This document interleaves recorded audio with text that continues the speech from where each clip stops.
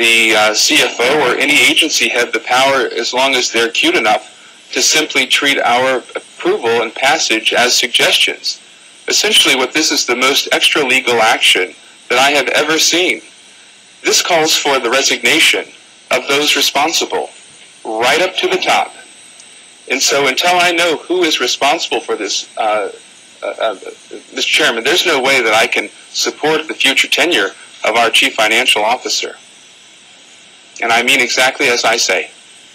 So, Dr. Gandhi, I need to get to the bottom of this. The other would be for this council, should you choose to go forward, and I would absolutely support it, would be for this council to sue you, not you personally, obviously, but the Office of the Chief Financial Officer and the entity that would receive this contract for an illegal contract. Because you have no authority whatsoever, and you are not allowed to usurp the legislative authority of this government. We've been joined by Councilmember David Catania, who's a member of the committee. Councilmember Catania, you can make an opening statement and then go into your line of questioning. Thank you very much, Mr. Chairman. I'm kind of tagging back and forth this afternoon. I had my own hearing, which I just adjourned, on Healthcare Facilities Improvement Act, which is hoping to overhaul the way in which we treat our residents in assisted nursing facilities and in nursing homes. I have a few questions, though, before I leave for my markup at 1. And it goes to you, Mr. Inspector General. In your report, you talk about whether or not the issue of iGaming was part of the second RFP. My understanding, it was referred to as an offered option that nonetheless you believe materially changed the contract requirements. Is that your statement and position? Yes, it is. And is it your view that whether or not it is contemplated, regardless of the last exchange between my colleague and the representative from the lottery board, if a contract is materially changed, is it still technically and legally approved by this body? If after the fact, on his own, somebody materially changes the contract, if it's been materially changed, how can we state that it is in fact an approved contract? I think. And I'm sorry, Mr. I'm sorry. I cannot render a legal opinion on it, but I'll say this much: it puts it in question. I think this is more of an opinion that either the Attorney General or the Council's General Counsel would have to render something. But I do believe it puts it in question. Mr. Inspector General, is it your view that a materially changed contract? I know you focused on calling into question whether or not the district would have received the best value with this latter in time appendage that was not before us. Is it also not possible that materially changing the contract, as was done here, could also have exposure and liability implications for the city, in addition to the issue of whether or not we got the best price? Yes. And if in addition, Mr. Chairman, of having 3 hearings today and trying to be in 2 places at once, I also left my notes on the subject on my dining room table and discovered that as I was walking here. And so I've been in a bit of a panic. And so if you'll just bear with me while I try to struggle through this, I'm not as prepared as my notes at home would have me. Mr. Inspector General, under what conceivable authority have you witnessed in your tenure here, or when have you witnessed in your tenure here, an agency director, after the council acts, materially changing a contract that could impact the price that we pay or the vulnerability or exposure or liability of the city? Have you witnessed something like this? I can't even respond because I don't recall one way. I'll be honest, I don't recall one way or the other. I will say this much, as I said before, and I stand by this remark, that is, if the council is going to perform any meaningful, purposeful, legitimate review of contracts, it should see the entire contract. It should see the finished product. It shouldn't be a piecemeal operation, and I stand by that. Mr. Inspector General, did you find any evidence that, with respect to the offered option, quote unquote, that there was ever any communication whatsoever to this council that would have suggested that it would be an option that would support iGaming? No, we did not. And so, So, under the theory that I guess the signatory of this contract would have us believe that it would be okay to have these shadowy terms that are undefined, that are at no point is this body informed, that we could have these little appended languages on contracts going forward, and that, Mr. Chairman, it would give it, apparently the CFO or any agency head the power, as long as they're cute enough, to simply treat our approval and passage as suggestions. Essentially, what this is the most extra-legal action that I have ever seen. This calls for the resignation of those responsible, right up to the top. And so until I know who is responsible for this, Mr. Chairman, there's no way that I can support the future tenure of our Chief Financial Officer. And I mean exactly as I say. So, Dr. Gandhi, I need to get to the bottom of this. I need to know whose idea it was to embrace this offered option.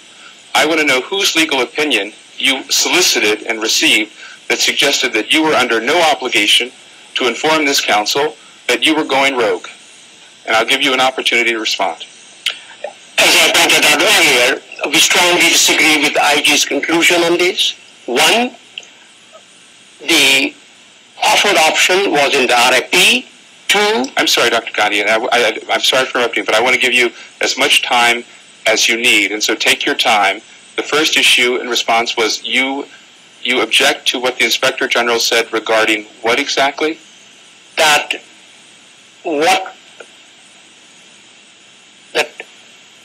iGaming was not at all part of the consideration.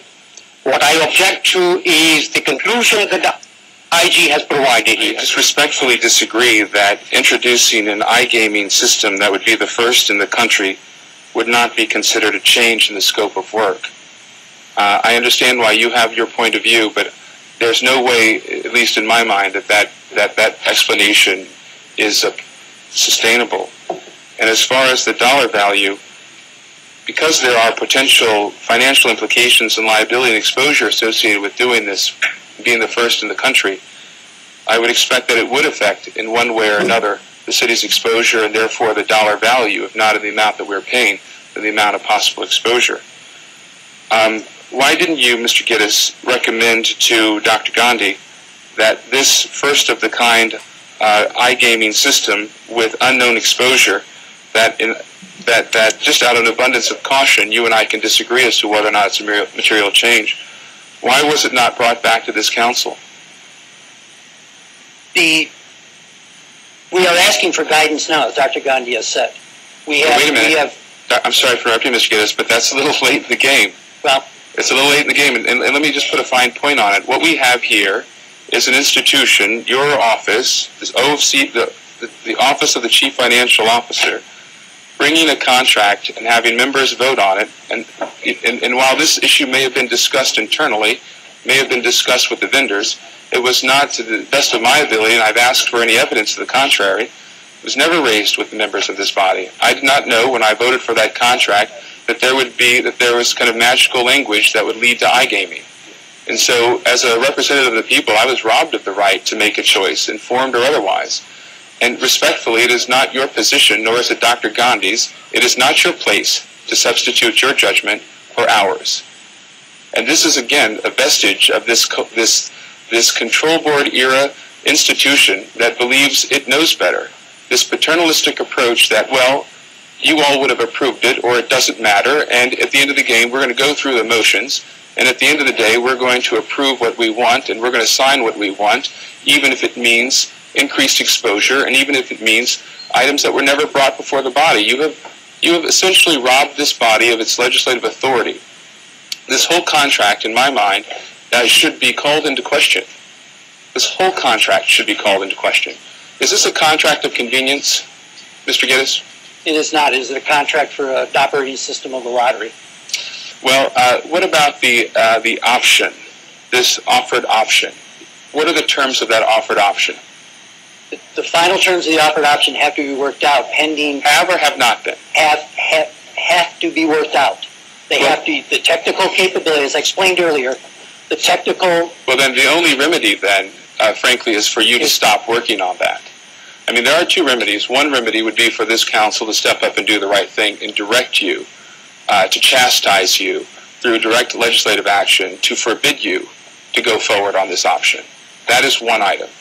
The other would be for this council, should you choose to go forward, and I would absolutely support it, would be for this council to sue you, not you personally, obviously, but the Office of the Chief Financial Officer and the entity that would receive this contract for an illegal contract, because you have no authority whatsoever, and you are not allowed to usurp the legislative authority of this government. So those are your options in my mind. I'd be happy to sign on. And as a member, as a member of this council, the beauty is I actually have individual standing, so I don't have to rely on the whole council to sue. I have individual standing. My authority and my right as a representative of the people was usurped. This needs to come to a conclusion, Mr. Chairman. This needs to come to a conclusion. The last thing, and even if I had agreed, which I do not, with the notion of iGaming, the concept that we begin a slippery slope where whether it's the CFO or any agency director can essentially after the fact materially, and I do believe this is materially, and the Inspector General I think agrees, materially alter what is approved, makes a mockery of our government, makes a mockery of our institutions, and is absolutely indefensible. And any member who defends this, even if they support it, be careful what you ask for, because the next time this government goes rogue and treats us as a body that makes suggestions and not laws, I think this is very perilous. No more. Thank you, Mr. Chairman. Okay, thank you very much, Councilmember Catania. We've